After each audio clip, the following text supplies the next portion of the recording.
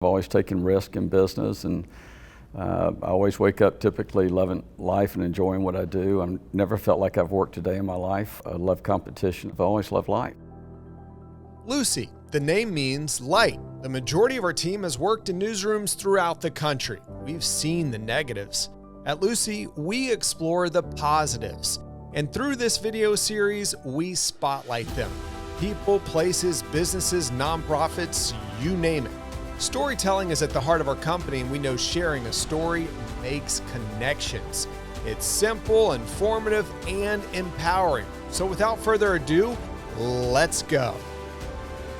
Hey everybody, and welcome to another episode of the Lucie Spotlight series. We are super excited to have an awesome guest with us. Today joining us is Wade Shealy, the founder of ThirdHome, founded this company back in 2010, really changing the real estate business. Thanks so much, Wade, for joining us today. Thanks for having me. For all of our viewers and listeners out there, tell them all about ThirdHome and exactly what it does. So it's a private club for luxury second homeowners.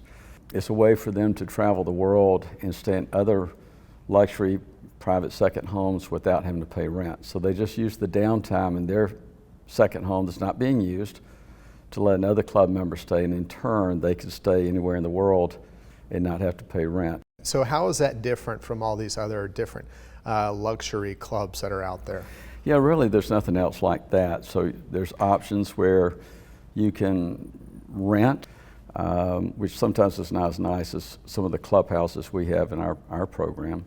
Or you can join exclusive resorts and pay a joining fee of $300,000 and then pay a annual fee of about $30,000 to stay in homes similar to ours. So why do that if you've got a second home that's sitting empty? So really we're the only club out there that lets people with second homes that are sitting empty. It's an asset that's not being used.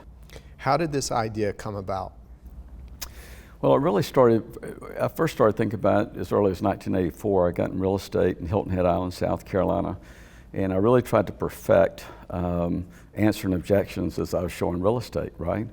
And I got pretty good at it, and I was able to answer all the objections up front, except for one. There was one objection I couldn't overcome, and I'd show people Hilton Head, they go, you know, Wade, we really like it here, but our family likes traveling other places around the world too, and sometimes we like to ski out in the Rockies, and sometimes we like going to Europe.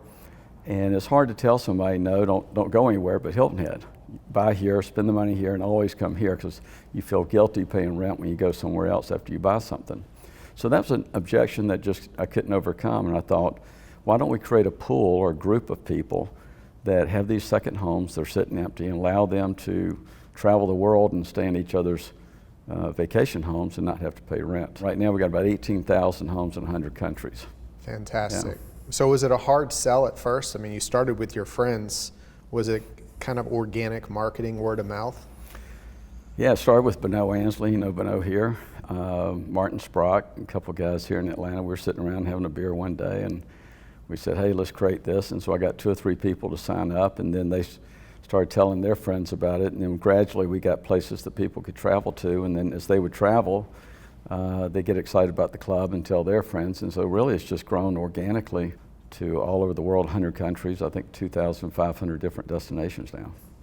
Now let's go way back and explain, You had a bad horseback riding accident, like a near-death experience. Right. How did that change you? How did that change your outlook on life? Well, you appreciate every day when you wake up a little bit more now. So you don't take anything for granted. You try to enjoy every single day and take advantage of every day. It really gives you a whole different outlook, you know, on being appreciative of anything that you, and so, you know, one of the things that I enjoy the most is travel. And so one of the things I really strive to do is stay healthy and live as long as I can, but also the quality of life that I can continue to travel longer. What happened in the accident? It was a Sunday, beautiful Sunday afternoon in April 18th. And I've got a horse farm, I've got some horses, and just typical day, went out, got on one of my horses and didn't think anything about it. And he got a little bit spooked and reared up, and when he reared up, he just reared back a little bit too far. and the horse landed on top of me around my pelvis, and so I heard a lot of bones break after it happened, and couldn't move my legs, and thank God my Apple Watch called 911 and got an ambulance there and just got me to Vanderbilt, and so they could basically save my life, because I'd bled out internally all the blood, because it broke both the blood vessels as well as broke my pelvis in 6 places. And so thank goodness for Vanderbilt. How do you feel like that particular accident changed the way in which you do business and how you're able to grow your business? You appreciate life even more, but factor that in with business. Craig, I don't know that it really changed me that much, because I've always been a positive person. I've always seen everything, the glass half full and not half empty. My business and personality and things like that, I don't know that it really changed me that much. I think that, a lot of times it just wakes you up a little bit, makes you a little bit more aware. I was listening to a podcast with you, and you started selling at a very early age. So take us back to those early days and like when your first entrepreneurial spark started. Well, I started in college. I was at University of Georgia. I grew up in South Georgia, in a little town called Albany, Georgia. Albany. And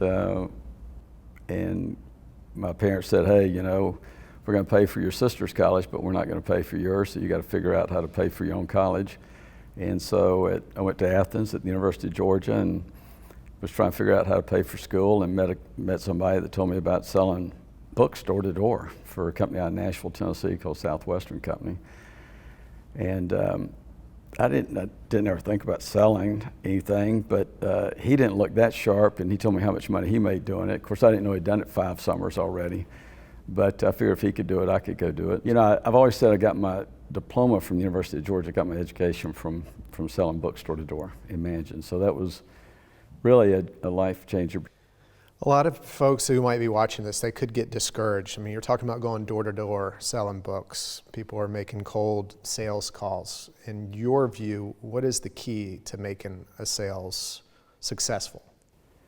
Or a sales it's really successful? more about yourself. It's really more about controlling your own thoughts. Because if you can control your own thoughts and don't let other people control them for you, then that's a large part of it. Because most people get down, or they quit, or they get depressed, or they have a hard time with rejection. And I guess I was used to rejection coming up in school, so rejection didn't bother me when I went door to door. But I think it teaches you more about yourself than it does anything else. For other entrepreneurs out there, or people who are thinking about starting a business, you tapped into it a little bit, but what other advice do you have for them?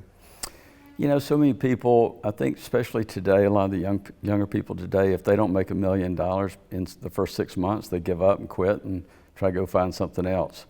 But back when I came into the business back in the late 70s, we didn't have that mentality. The mentality we had was that you stuck with something and you perfected that, and you learned that, and you built on it, and you grew the business. And so I would encourage people not to go into things thinking that it's going to be an overnight success and get discouraged if it doesn't happen overnight. And what have you learned about scaling a tech company that caters to real estate?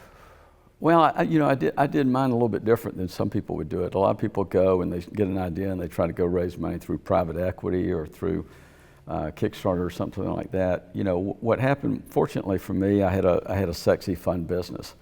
So people would go on vacations and they would use the club, and they'd come back and they'd say, this is great. I think you've got something here that's going to do well, and if you ever want to let people invest in it, I'd like to invest in it. And so instead of raising private equity money, what I did is I allowed some of our members who thought it was a great idea and they loved the club to invest in it. And so we ended up with about 200 of our members all became investors in the company. And this is not just homes. You guys have yachts, islands, correct? Yeah, we started with just standalone houses where somebody had a house in Martha's Vineyard or had a house in Malibu on the beach, and we started that way. So now we've partnered with about 150 different partnerships that are primarily companies that might be selling real estate, and they're trying to answer that objection. I don't know if I want to buy here in Kiowa because we like skiing. Well, guess what? You can buy here, and for $900 you can stay at a Ritz-Carlton for a week in Aspen. So we partner with a lot of companies like that because it helps them sell real estate, and that gives us members into the club. So what we try to do is find opportunities that it helps them, it helps us, and we use short-term rental companies we've partnered with, property management companies, and now we're doing real estate agents, where the real estate agents can use us to share this with their clients, and then also they can travel too. They can earn credits and travel with us as well. So where are you taking ThirdHome next? Really, we want to make sure, our goal is to make sure everybody in the world that has a second home knows about ThirdHome. What we try to do is create a win-win situation. So I want every realtor that's selling in a resort area, you know, like a Hilton Head or Fort Lauderdale or Marbella, Spain, to know about ThirdHome and have the ability to tell their clients about ThirdHome. Or if their clients ask them about ThirdHome, they go, yeah, I know about that. That's a cool club. And so that's right now the goal, and part of our next focus over the next 2 years is to make sure we have tens of thousands of real estate agents out there all over the world that are familiar with ThirdHome. Well, you've got a TV show on Paramount Plus. It's called Millionaire Holiday Home Swap. Yeah. How's that going? When can they catch it on Paramount? What's the latest there? So it's interesting. I mean, that they came to us about shooting a TV, a 6-box, 1-hour TV, 6 1-hour TV shows on ThirdHome, and we thought, okay, hopefully they'll do a good job of it. And so they shot it, and all over the world. They traveled all over the world and filmed our members going to some of these homes and kind of the reaction and that kind of thing. And so it's interesting because it has a lot of humor to it, and it's fun to watch. It's a little bit like a reality thing. I hate to say that, but it's in a positive way, where it really interacts with people, and it shows a lot of fun things, and there's some humor involved, but it also shows these beautiful homes too, all over the world. So you get to travel vicariously through watching this show all over the world. Last few questions. All right, you really want to target these realtors who are showing second homes to folks. We're a marketing company. That comes down to marketing. How are you marketing ThirdHome to all these realtors? So what we plan on doing is getting a video that we can send out here 1st of May, that we can let them learn about ThirdHome very quickly in a 4 or 5 minute video, simply register, and then we communicate with the realtors about how they can offer this to their clients and their people that they work with as far as buying a house or that have bought a house from them in the past. And then from that, it helps their clients, it helps them sell property, and then it also helps them and their family take vacations themselves, because we reward the realtors with trips themselves to go on for helping us share the word out there with their clients. Lastly, we have Miss Debbie Fields in the house with us today, who founded Miss Fields Cookies. You guys are life partners. What have you learned from Debbie, just in life and in business? Oh my gosh. Debbie and I met almost 5 years ago on a blind date. Somebody set us up, and had a girlfriend that I knew called me up, and she said, hey, what are you doing tomorrow night? And I said, I don't know what you got in mind. She said, well, I got a girlfriend coming in town from Aspen, and I think you should meet her. I said, okay, yeah. I said, so where are we gonna meet? She said, well, let me tell you that the one other thing that I didn't tell you is that I've invited 2 single girls to come meet with you tomorrow night, and you should meet both of them. I said, well, and I've never done this before. How does that work, you know? She said, we're gonna go have dinner, and I'll put you in between the two girls, and you decide which one you like, and you can pick.